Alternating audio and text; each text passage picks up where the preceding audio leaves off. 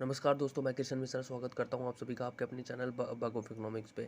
आज हम एंटर हो चुके हैं फॉरेन एक्सचेंज मार्केट के पार्ट नंबर 2 में, जिसमें हम जानेंगे demand of foreign exchange and any other currency. उससे पहले थोड़ा सा रिवाइज कर लेते हैं जो कि हमने पिछले पार्ट 1 में पढ़ा था फॉरेन एक्सचेंज मार्केट के बारे में। तो पिछली वीडियो में हमने फॉरेन एक्सचेंज देखा था। फॉरेन एक्सचेंज क्या है? Foreign exchange refers in the currency of all the countries other than the domestic country. Right, foreign exchange क्या था? रेफर्स करता था country currency of all other countries other than the domestic country. Foreign exchange rate क्या था? It refers to the rate at which the currency of one country is exchange with the currency of other country. Foreign exchange rate के बारे में जाना था, जिसमें क्या था? It refers to the rate at which the currency of one country is exchange with the currency of other country. Currency depreciation पढ़ा था हमने। उसके बाद करेंसी डेप्रिशिएशन क्या था? It refers to the decrease in the value of domestic currency in terms of foreign currency. इसका मतलब क्या था? रेफर करता है decrease in the value of domestic currency का वैल्यू का घटना इन terms of foreign currency. It makes the domestic currency less valuable and hence more of it is required to buy foreign currency. इसकी explanation क्या थी? The above rate implies that the rupees is being depreciated as previously 62 rupees 62 रुपये required थे purchase करने के लिए $1, but as per the new exchange rate 64 rupees is required to purchase the same amount of dollar 2 more rupees of the same dollar. मतलब 2 रुपये से बढ़ गया। अब पहले से 62 रुपये देने पड़े थे $1 को परचेज करने के लिए, अब 64 रुपीज़ देने पड़ रहे हैं। तो यहाँ पर 2 रुपये बढ़ गए, तो हमारी करेंसी डोमेस्टिक करेंसी का डेप्रिशिएशन हो गया। आइए आइए अब demand of foreign exchange any other currency देखते हैं। पहला पॉइंट है इसमें, demand for foreign exchange dollar arise due to many reasons, some of which are as follows. Foreign exchange is demanded for making payment of import of goods and services from the foreign country. Foreign exchange की demand क्यों की जाती है? Demand मतलब demand for foreign exchange any other currency, दूसरी currency की demand हम कब कब करते हैं? तो पहला सिनेरियो क्या है? Demand for foreign exchange dollar arise due to many reason, some of which are as follows. Like foreign exchange is demanded for making payments of import of goods and services from the foreign country. Foreign exchange की demand हम कब करते हैं? Making payment make करने के लिए, import of goods, जब import करते हैं हम गुड्स और या सर्विसेज का फ्रॉम द फॉरेन कंट्री से, बाहर की कंट्री से, तो हम डिमांड करते हैं फॉरेन करेंसी की। सेकंड सिनेरियो है, foreign exchange dollars are required to undertake foreign tour. Foreign exchange dollar required होता है अंडरटेक करने के लिए फॉरेन टूर। अगर फॉरेन में हम टूर करने जा रहे हैं तो वहाँ पर हमें अपनी करेंसी को एक्सचेंज कराना पड़ेगा डॉलर के साथ, तभी हम वहाँ पर डॉलर में मतलब डील कर पाएंगे। For purchasing assets in foreign country, assets को परचेज करने के लिए रिक्वायरमेंट होती है फॉरेन कंट्री में।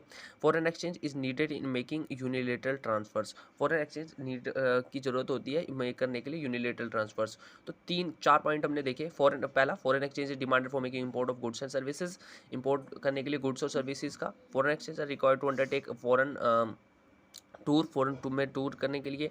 And third one is for purchasing assets in foreign country, foreign country में असेट्स परचेज करने के लिए।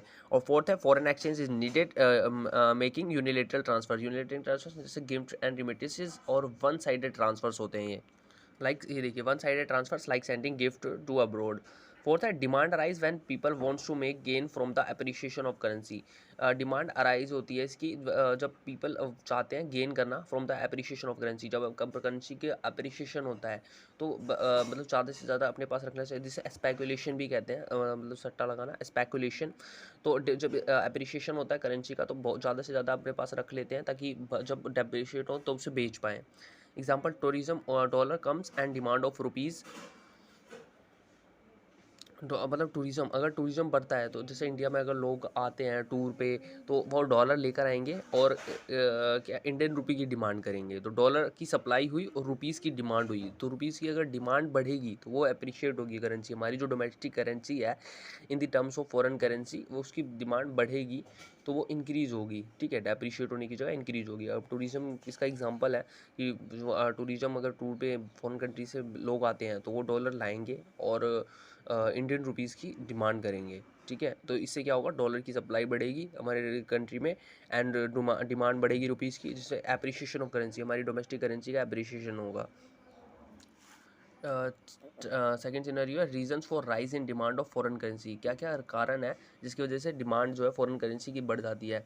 When prices of foreign currency falls, जब प्राइस जो है फॉरेन करेंसी के गिर जाते हैं। Import from that country becomes cheaper. When prices, जब प्राइस जो है फॉरेन करेंसी के फॉल हो गए तो import from that country becomes cheaper. Like $1 की इक्वल टू में 72 रुपीज़ था, अब $1 इक्वल टू में 68 रुपीज़ हो गया। मतलब पहले $1 में 72 रुपीज़ पड़ रहे थे, अब 68 रुपीज़ हो गए, तो अब चीपर हो गया, सस्ता हो गया, ठीक है। So imports increase and hence the demand of foreign currency also arise for making payment of imports. तो इम्पोर्ट इंक्रीज हो जाता है, इम्पोर्ट मतलब बढ़ जाता है उस कंट्री से जिसमें मतलब जो करेंसी चीप कंट्री का बिकम चीपर हो गया है, वहाँ से इम्पोर्ट बढ़ जाएगा, और hence the demand of foreign currency also arise, डिमांड भी बढ़ जाएगी फॉर फॉरेन करेंसी की, और for making payment of imports, imports की पेमेंट बना मेक करने के लिए, ठीक है। When the foreign currency becomes cheaper in terms of domestic currency, it promotes tourism to that country. As a result, demand for foreign currency rise.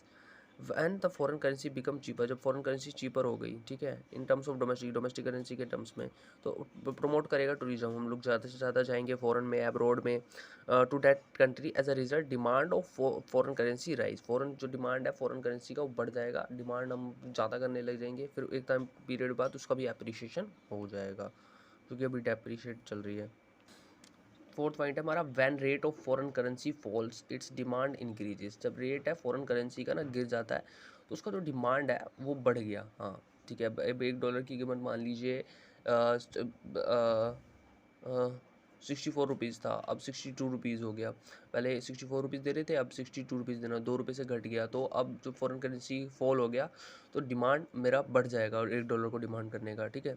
As more and more people wants to make gains from speculative activities से ज़्यादा people अपना gain करने की कोशिश करेंगे। देखिए लिखा है, when rate of foreign currency fall its demand increase as more and more people wants to make gains from speculative activities, right. Explanation क्या है, when rate of dollar decrease in terms of rupees, $1 equal to 62 rupees है, $1 equal to में 60 rupees है। More and more people are interested in purchasing dollar, right, क्योंकि dollar की जो value है गिर गई है, ठीक है। Expecting to sell dollar afterwards at a higher rate and earn profit, आप हायर रेट में बेचना चाहेंगे और प्रॉफिट कमाना चाहेंगे, ठीक है। देखिए एक्सप्लेनेशन में दिया गया है, जैसे कि when rate of dollar decrease in terms of rupees, $1 equal to में 62 रुपीज़ टू $1 इक्वल टू में 60 rupees. More and more people are interested in purchasing dollar as they are expecting to sell dollar afterwards at a higher rate and earn profit कमाना चाहेंगे, ठीक है।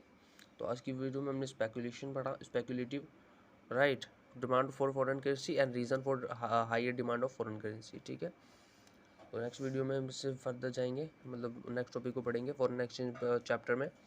आज की video को यहीं समाप्त करते हैं, ठीक है। और 7 मिनट ट्रिक भी आज 7 मिनट ट्रिक की भी वीडियो होने वाली है, तो वो भी वॉच करना मत भूलिएगा। Thanks for watching, have a good day.